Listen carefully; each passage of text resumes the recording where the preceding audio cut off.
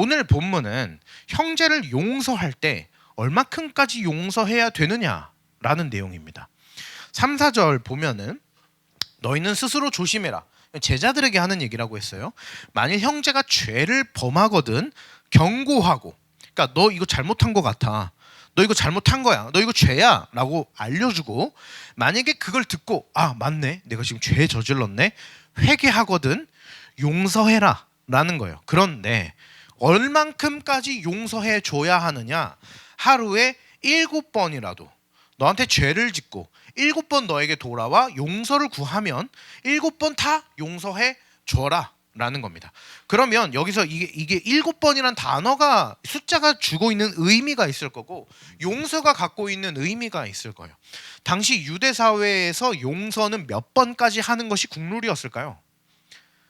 유대인들에게 용서는 이 정도까지 해야 된다. 한국이랑 좀 비슷해요. 3번입니다. 실제로. 그래서 당시 랍비들은 실제로 그런 질문을 많이 받았겠죠.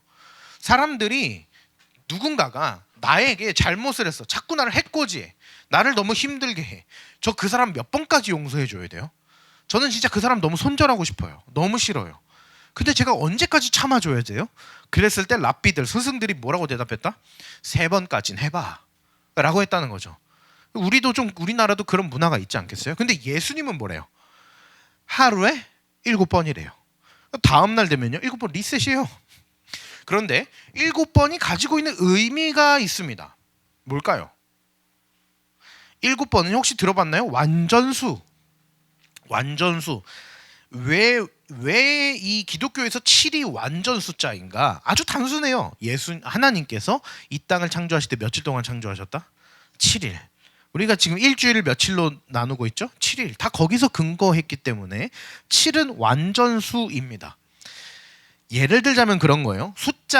어떤 숫자가 절대적 숫자로 느껴지기도 하지만 어떤 숫자가 상징하는 바로 받아들여질 때가 있어요. 예를 들어 우리가 요즘 쓰는 말 중에 나 이거 뭔지 1도 모르겠어 라고 할 때 그 1, 그러면 그게 진짜 숫자 1인 것인가가 아니라 그냥 뭔가 상징적인 역할로서 그 숫자가 무슨 의미를 대신 가져가 주는 거죠. 그 숫자로서의 의미라기보다는 너 얼만큼 배불러? 그럼 나 100이야, 꽉 찼어, 이런 거죠. 그러니까 내 배가 뭐 리터가 100리터겠어요? 그게 아닌데 우리가 숫자를 10 혹은 100 이렇게 쓰면 가득 찼다, 0, 1 뭐 이러면 적다라는 것을 의미하는 거죠. 그런 것처럼 숫자를 딱 들었을 때 느껴지는 문화적 뉘앙스라는 게 있는데 당시 유대인에게 있어서 7은 뭐다? 실제로 7번 용서하라는 것이 아니라 한도가 없이 용서하라는 거예요. 그러니까 7번 꽉 채우면 8번째부터는 난 이제 용서 안 한다가 아니고 7번을 채웠으면은 그냥 문화적으로 느껴져요. 7번 다음은 뭐다? 다시 1이에요. 1부터 다시 카운트해서 다시 7로 가야 되는 거예요. 7 됐으면 다시 뭐다? 다시 1인 거예요. 마치 우리가 일요일 끝나면 월요일이 당연히 오는 것처럼, 일요일날 월요병에 시달리는 것처럼 7이라는 것은 완전 숫자로서 마치 무한대로 용서하라는 것처럼 느껴졌을 거예요. 그렇기 때문에 예수님께서 제자들에게 야 너희들 용서할 때 얼마큼까지 해야 되냐면 7번까지 용서해야 돼 라는 말로는 사람들이 느끼기에는 그렇게까지, 그 정도까지 용서해 줘야 되나? 이건 정말 말이 되나? 왜 그렇게까지 해야 되지? 내가 왜? 제가 1, 2절을 얘기하면서도 말했죠. 내 권리라는 것이 있는데 내 권리를 포기하면서까지 타인을 용서해 줘야 하는 이유가 뭐지? 제가 사역을 하다 보면은 그런 질문을 많이 받습니다. 누군가 나에게 상처를 줬어요. 이 사람이 나를 너무 아프게 해. 어디까지 수용해 줘야 됩니까? 그러니까 제가 사랑에 대해서 설교를 하거나 기독교 공동체 안에서는 언제나 더 헌신하고 봉사라고 얘기하잖아요. 그런 얘기를 들을 때면은 마음속에 이런 생각이 들 겁니다. 여러분도 들 건데 아무리 이해하려고 노력해도, 그런 사람들에게 아무리 희생해주고, 그런 사람들이 나에게 하는 잘못을 아무리 용서해도 그 사람이 알아주지를 않는데 내가 그렇게까지 해야 합니까? 라는 질문에 봉착하죠. 아마 그렇게 생각이 들 겁니다. 그래서 7번까지 용서라는 예수님의 말씀이 너무 부당하다 혹은 너무 비현실적이다 라고 느낄 겁니다. 예수님이 너무 낭만만 생각하시나? 그러니까 7번까지 용서하는 거 얼마나 멋있어요. 고귀한 사람이죠. 대단한 거예요. 그런데 예수님 정말로 내 주변에 제일 빌런 같은 이 친구 예수님이랑 한 3일 정도 있어 보세요. 예수님 얘를 케어할 수 있을 것 같아요? 내가 얘 때문에 얼마나 힘들었는데요. 얘 때문에 7번까지 용서하라고요? 말도 안 돼요. 이렇게 생각이 들 겁니다. 그런데 오늘 본문에 평행 본문으로 알려진 본문이 하나 있어요. 마태복음 18장에 비슷한 내용으로 예수님이 한 번 더 가르칩니다. 이것은 누가복음 17장과 마태복음 18장은요 같은 이야기는 아니에요. 그러니까 같은 시점에 같은 때의 이야기를, 같은 예수님의 메시지를 누가는 이렇게 기록하고 마태는 이렇게 기록한 게 아니라 서로 시점이 달라요. 어떤 게 먼저 앞선 거냐? 마태복음이 먼저 있었던 내용이고 누가복음은 조금 시간이 흐른 미래에 기록된 얘기예요. 그렇기 때문에 마태복음 18장이 지금 오늘 본문보다 조금 더 앞서서 예수님이 가르치셨던 내용입니다. 읽어볼게요. 시작. 그때 베드로가 나와 이르되 주여 형제가 내게 죄를 범하면 몇 번이나 용서하여 주리이까? 7번까지 하리오리까? 예수께서 이르시되 내게 이르노니 7번뿐 아니라 7번을 70번까지라도 할지니라. 아멘. 얼만큼 하래요? 7번뿐 아니라 7번을 70번까지 하래요. 무슨 말이에요? 7번을 7개를 하나의 덩어리로 했을 때 7번을 70번이 뭐예요? 70 곱하라는 거예요. 그럼 몇이에요? 계산기 켜보고 계산해보면 알겠죠. 근데 이걸 수치적으로 하라는 거예요? 아니에요. 완전 숫자로 알고 있는 7에 완전 숫자인 7을 곱해버리면 타협의 여지가 없다. 물러서지 않겠다. 무조건 용서해라. 아니 예수님, 어떻게 그렇게까지 하라는 것입니까? 여러분 삶에 나를 괴롭게 하는 빌런 하나씩을 한번 떠올려 보세요. 7번에 70번을 용서할 수 있겠는가? 제가 말하는 빌런이라는 것은 단어 자체가 너무 가벼워서, 그렇죠? 우리가 요즘 이제 어떤 문화 콘텐츠에 쓰는 단어라서 그렇지, 그게 아니라 여러분 평생의 삶에서 여러분을 가장 아프게 했던 사람, 그러면 아마도 첫 번째는 가족이 떠올릴 겁니다. 그죠? 그리고 살면서 이제 나와 가까운 친구들 중에 나를 힘들게 하는 사람이 떠오를 거예요. 그렇죠? 근데 아마도 오늘 말씀은 아마 제자들도 마찬가지로 가족들일 확률이 매우 크지 않을까요? 가장 나를 힘들게 하는 사람은 대체적으로 부모님 혹은 부모에겐 자녀 혹은 형제들입니다. 그런 사람들을 7번에서 70번까지 용서할 수 있는가? 7번을 70번으로 용서할 수 있는가? 근데 오늘 본문을 보다도 확실하게 이해하기 위해서는 마태복음 18장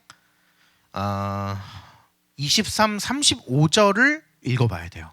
근데 기니까 제가 갖고 오진 않았고 요약해 드릴게요.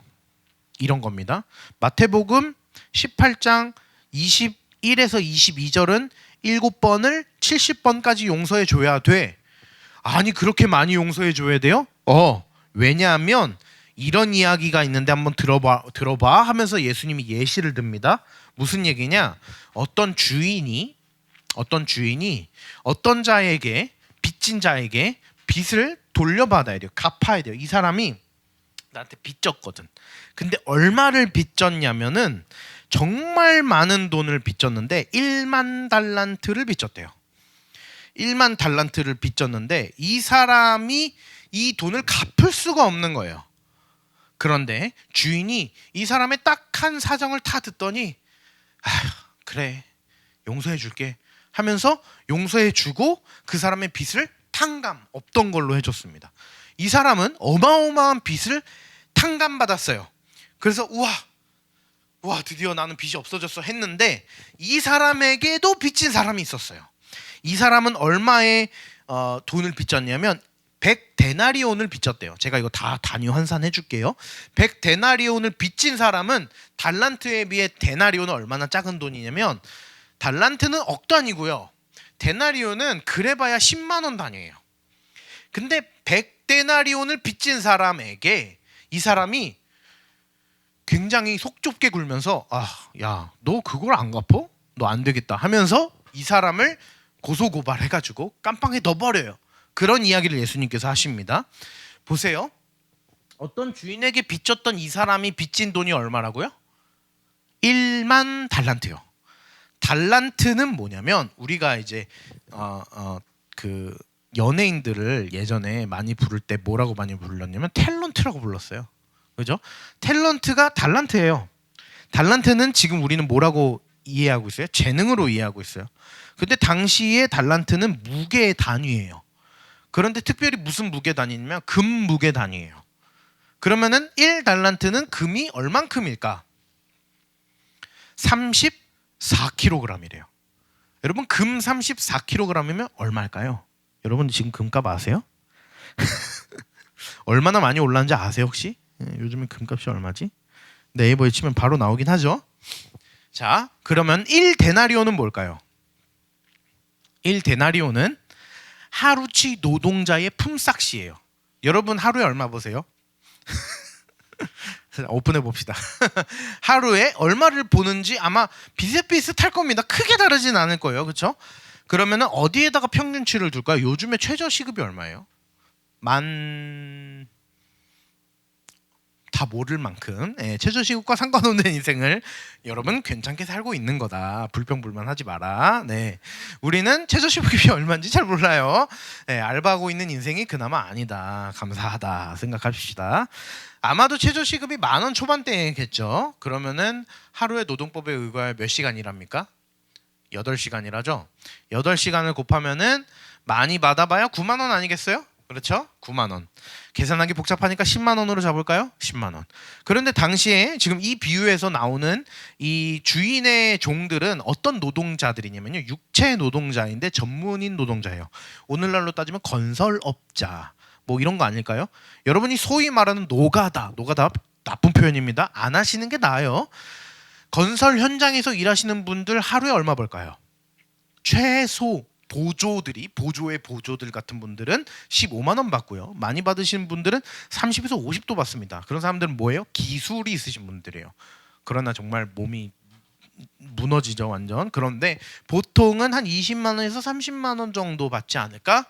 그러면은 우리 최저 시급과 그다음에 노동자의 중간값을 한번 계산해 봅시다. 이거 지금 제가 왜 완벽한 계산을 못 하냐면요. 어디를 찾아도요. 명확한 정답을 주는 서적이 없어요. 왜냐면 과거 당시의 금액의 단위와 지금 단위와의 엄청난 차이가 있고 괴리율도 있거든요. 그런 거 다 얘기해 드릴게요. 그래가지고 어쨌든 1데나리온은 제 생각에 한 20만 원으로 잡는 게 합리적이지 않을까. 그러면 지금 얼마 빚졌어요? 빚진 자에게 빚진 자는 얼마 빚졌다고? 100데나리온 빚졌대요. 그럼 100데나리온은 얼마일까요? 20만 원 곱하기 100. 네? 2천만 원이죠.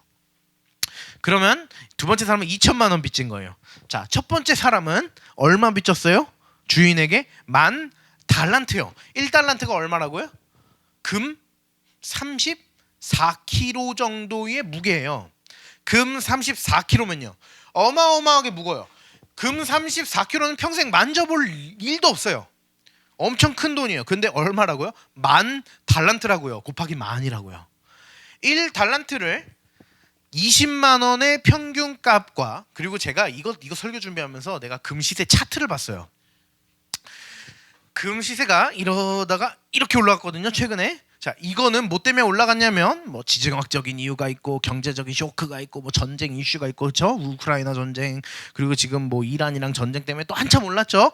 다 제합시다. 계산하기 복잡하잖아요. 그죠? 지금은 1kg에 76만 원이에요. 너무 비싸요. 그 1kg에 76만 원을 가지고 환산하면요. 1달란트는 76억이 되고요. 그리고 10,000달란트는 76조가 됩니다. 그렇게 되면은 이거 계산이 너무 괴리가 심해져요. 그래서 이거 다 재요.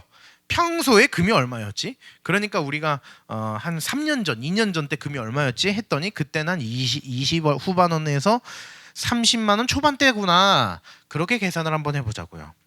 그렇게 계산을 하면은 어떻게 된다? 그냥 1달란트는 그냥 쉽게 계산했을 때는 한 30억 정도? 네. 그리고 그러면은 10,000달란트는 얼마? 30조. 그러면 첫 번째 주인에게 탕감받은 사람의 빚이 얼마다? 30조다. 여러분 30조가 얼마나 큰 돈인지 알아요? 30억도 가늠이 안 가는데요. 30조는요, 여러분 에게 뭐 그냥 뭐 앞에 숫자가 30밖에 없으니까 별거 아닌 것 같죠? 3만 억입니다. 3만 억이에요. 여러분 눈앞에 있는 아파트 다 살 수 있어요. 엄청난 돈입니다. 기업도 살 수 있어요. 그렇죠? 이런 거를 보통 뭐라고 얘기하면 국가 예산급 규모의 금액이라 그래요. 국가를 운영하는 데 쓰일 정도로 어마어마한 금액이 조 단위입니다. 그런데 나는 이해가 안 가. 도대체 이 노예가 뭔 짓거리를 했길래 30조를 빚졌을까? 보세요. 이 이야기는 예수님의 비유란 말이죠. 그러니까 예수님이 이걸 비유를 말도 안 되게 비유하신 이유가 있어요. 그것은 마치 이런 거야 하면서 마치 허무맹랑하게 얘기하신 거예요. 그만큼, 말도 안 되는 만큼, 현실에서 찾을 수 없을 만큼 그 얘기예요. 한 개인이 어떻게 30조를 빚집니까? 오징어 게임 봤어요? 눈알 돌아가는 사람들 다 빚져서 왔죠? 거기서 조 단위 빚을 진 사람은 없었어요. 다 억 단위지. 인간이 많이 빚져봐야 1000억 단위지 조로 갈 수가 없어요. 그건 거의 기업 개념이잖아요. 물론 그렇게 기업 개념으로 살던 사람이 그런 빚을 질 수 있겠지만 이 사람은 어떤 주인의 노동자였어요. 말도 안 되는 일이란 말이죠. 그럼 말도 안 되는 일을 저질러서 그 어마어마한 돈을 탕감받았어요. 그런데 이 사람이 그렇게 살다가 내게 빚진 자를 용서하지 않았어요. 깜빵에 넣어버렸단 말이에요. 이 사람 얼마 빚졌다? 2천만 원 빚졌다. 30조 탕감받은 사람이 2천만 원 용서를 안 해줬다. 이 얘기를 지금 예수님이 하시는 거예요. 그럼 이제 뭔가 이해가 돼요? 7번을 70번까지 용서해 줘야 해. 아니 예수님 어떻게 그 정도까지 해요? 자 들어봐. 이런 일이 있었어. 어떤 주인에게 한 종이 있는데 그 종이 얼마나 빚졌는지 알아? 30조를 빚졌어. 아 말도 안 돼. 예수님 어떻게 그렇게 큰 돈을 한 개인이 빚져. 들어봐. 근데 그렇게 30조를 용서받은 사람이 자기에게 빚진 2천만 원 빚진 사람을 용서해 주지 않았어. 그래서 그 사람의 돈을 어떻게든 갚으라고 막 하면서 그 사람 결국 깜빵에 넣었다니까. 그러면 제자들에게 이 얘기가 뭘로 해석되겠냐고요. 제가 말했죠. 이건 말도 안 되는 얘기예요. 비현실이라고요. 여러분 이 얘기는 너무 뻔하듯이 기독교 비유는 사실 항상 어디로 도착해요? 복음으로 도착해요. 이 얘기는 뭐 하는 거예요? 예수 그리스도께서 나와 여러분을 위해서 어떤 정도 용서를 하셨다고요? 30조에 육박하는 상상할 수도 없는, 여러분 30조보다 더한 겁니다. 세상의 돈으로 환산할 수 있습니까? 없어요. 그런 어마어마한 용서를 받은 게 저와 여러분인데 저와 여러분은 오늘 그래봐야 고작 100년밖에 안 사는 인생 동안 나에게 피해 끼친 자들을 한 번도 용서해 주지 않는 너가 30조 빚진 놈이 2천만 원 빚진 놈을 용서하지 않는 것과 동일한 짓을 하고 있는 거야, 이 얘기 아니겠어요? 그러면 이 얘기조차도 와닿지 않을 수 있어요. 그래요. 하나님 사랑 원래 크잖아요. 그 어마어마한 사랑. 그거나 그 사랑으로 용서받은 자 맞아요. 그래요. 뭐 금액으로 따지면 저 30조 어치 용서받았어요. 근데 나는 원래 이런 놈이라 나는 2천만 원 걔 용서가 안 돼요. 내 속이 그런 걸 어떻게 해. 그래요. 맞아요. 저는 그렇게 죄인이에요. 우리 그렇게 파렴치하게 살아요. 얼굴에 철판 깔고 삽니다. 그분의 사랑은 당신은 대단한 사랑이셔서 저는 그 사랑 받은 거 맞아요. 근데 난 그렇게 못 살겠는데? 그래서 7번 용서해 보시라는 거예요. 그래서 7번을 70번 해보세요. 그럼 뭘 느끼냐면요. 살다 보면 친구들과도 대화하고 저도 사역하면서 많은 성도들과 대화하지만 용서를 도저히 절대 못해요. 이가 갈려요. 눈물 펑펑 흘려요. 죽고 싶거나 죽여버리고 싶대요. 죽어도 도저히 용서 못하겠대요. 삶을 살다 보면 나에게 그런 어마어마한 상처를 주는 사람은 반드시 있잖아요. 그 감정 한복판에서 그 감정을 가득 느끼는 그 상황에서 대화해보면 펑펑 울어요. 이를 갈아요. 정신병이 와 있어요. 그 사람을 용서해보래요. 그럼 그거 어떤 감정이겠어요? 그건 어떤 무게를 덜어내는 작업이겠어요? 그게 얼마나 아프겠어요. 말이 안 되는 거예요. 저 그거 못해요. 맞아. 나도 못하고 너도 못해.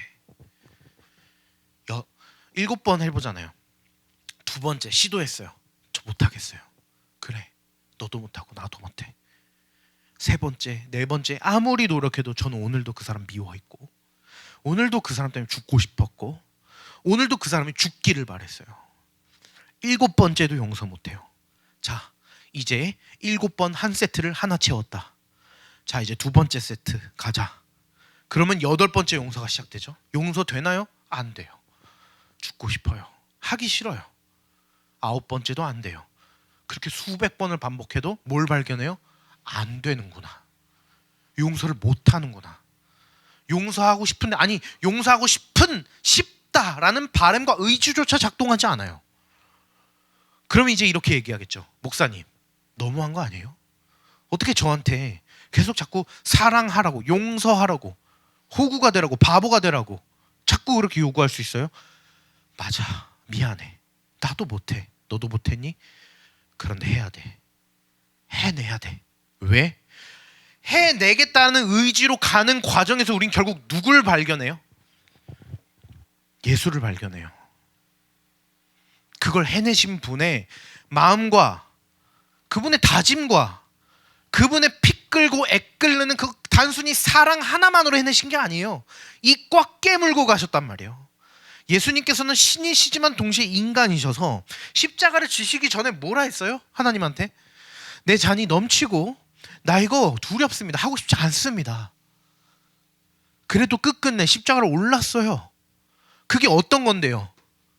2천만 원 빚조차도 용서하지 못하는 옹졸하고 치사하고 지밖에 모르는 그런 새끼들 용서하려고 자신의 고귀한 신의 생명을 나무 위에 올려다 바쳐서 당신이 우리가 받아야 하는 저주를 온전히 받으시는 방식으로 당신의 용서를 실행하신 거란 말이에요. 용서를 한 번도 시도하지 못하는 자들은 이분의 마음을 이해할 수가 없어요. 그리스도인은 그래서 이 꽉 깨물고 용서를 해야 되는 겁니다. 용서를 시도해야만 하는 거예요. 실패해도 괜찮아요. 얼만큼까지 시도해야 되나요? 무한히 시도하는 그 평생의 인생 동안 너는 예수 그리스도의 십자가라는 은혜를 누릴 수밖에 없을 거야. 너가 용서받을 수 없는 죄인이었음에도 불구하고 너를 용서하신 당신의 마음을, 그분의 마음을 우리는 끊임없이 느낄 수밖에 없을 거야. 뭘로? 내 친구와 내 가족과 내 외은수 같은 놈들을 용서하는 과정을 통해서 아, 내가 얼마나 큰 사랑을 받았는지, 나는 이 사람 하나조차 용서 못하는데 그분은 날 용서하셨다니 진짜 말도 안 되는구나. 그걸 발견하는 거예요. 그래서 단순히 오늘 설교의 내용은 도덕이 아닙니다.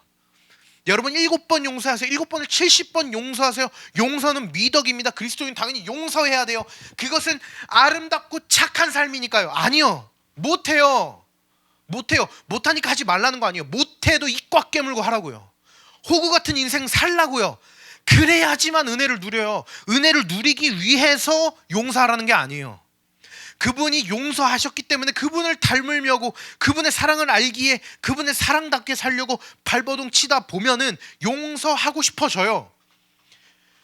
성공합니까? 실패해요. 하고 싶어지는데도 실패해요. 그러다 보면 하기 싫어졌다가 하고 싶어졌다가 하기 싫어졌다가 혼자 엉엉 울고 짜면서 기도하고 주님 그래요 저 용서할게요. 혼자 막 기도 막 나오고 그래 할 수 있어. 그러고 나서 다음날 그 친구 만나서 용서하려고 하면 되나요? 현실은 참혹하고 내 기도의 온도만큼 따라와 주지 못하죠. 주님 제가 어떻게 다짐하고 기도했는데 저한테 이렇게밖에 안 하세요? 맞아요. 그거 느끼라는 거예요. 저와 여러분은 용서의 과정을 통해서 주님을 만나게 돼 있어요. 더 깊이 만납니다. 아, 내가 얼마나 뻔뻔하고 내가 얼마나 추악한 존재였는데 나는 2천만 원 빚진 그 존재조차도 용서하지 못하는데, 여러분 30조를 빚진 자가 2천만 원 빚진 자를 용서하지 못하는 것은 GPT한테 한번 물어볼까요? 환산을 해서 공을 쭉쭉쭉쭉쭉 다 빼면 얼만큼일까요? 그러면은 우리가 30조라고 했지만 계산하기 귀찮으니까 20억이라고 20조라고 한번 해볼까요? 그럼 20조는 공이 몇 개죠? 억, 10억, 100억, 1000억, 조예요. 여기에서 공 7개를 빼볼까요? 하나, 둘, 셋, 넷, 다섯, 여섯, 일곱. 20만 원 있는 사람이 1원을 용서 못하는 거예요. 아, 와닿지가 않는다. 1원은 와닿지가 않아. 공 2개를 붙일게요. 전 재산 2천만 원을 들고 있는 사람이 100원 하나 용서 못하는 거예요. 2억 들고 있는 사람이 1000원 한 장 내주지 않는 거예요. 20억 있는 사람이 10,000원 한 장 내주지 않는 거예요. 여러분이 받은 은혜가 얼마나 큰지도 모르는 채 단 한 켠의 마음도 내주지 못하는 거예요. 주님의 마음을 숫자로 환산하는 건 말이 안 돼요. 그래서 예수님께서는 말도 안 되는 1만 달란트라는 국가 예산급 단위를 가지고 와서 그 비유를 드신 겁니다. 너희들이 받은 은혜가 그 정도야 라는 것이죠. 여러분, 형제의, 이웃의, 가족의 반복되는 죄와 실패보다 하나님의 용서가 더 큽니다. 그분의 용서를 여러분이 몸소 체험했고 깨달았고 안다면 용서 못할 일이 없어요. 하지만 용서는 너무 힘듭니다. 왜요? 나도 죄인이라 내 마음도 작고 내 감정도 내 이성도 제한적이거든요. 아무리 생각하고 아무리 고민하고, 제가 아까 일기 쓰라고 했죠. 동행일기를 100번 1000번을 써도 누군가를 용서한다는 건 너무 힘들 거예요. 그러나 보복하거나 정죄하지 않고 공동체 일원으로 다시 사랑해주고 용서해주는 것은 내가 주님께 용납받았던 것처럼 그를 용납하여 결국 그를 하나님께로 보내는 가장 아름다운 과정이 용서일 겁니다.